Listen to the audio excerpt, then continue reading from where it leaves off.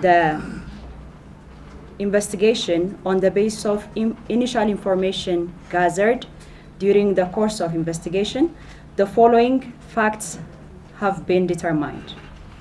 Number one, the aircraft possessed a valid certificate of airworthiness. The second one, the crew obtained the license and qualifications to conduct the flight. And third, the takeoff roll appeared very normal. And the fourth one is the crew performed all the procedures repeatedly provided by the manufacturer, but was not able to control the aircraft.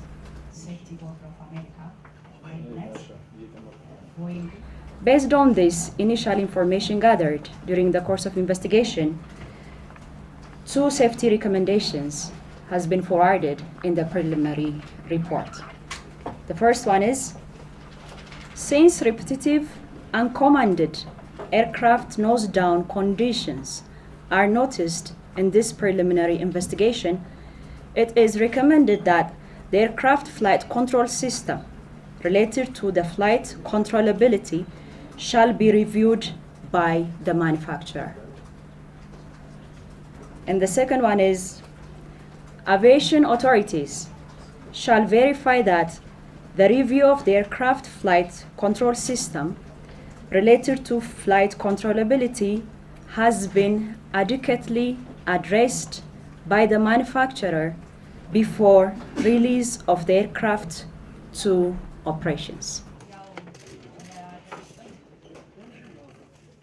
The question is that, is there a structural design problem? No, we cannot predict right now.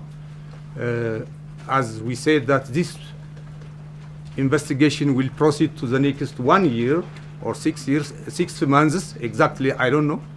It depends on how the complication of the investigation. But within this 1 year, let me say, we'll analyze whether other problems are existing on this aircraft.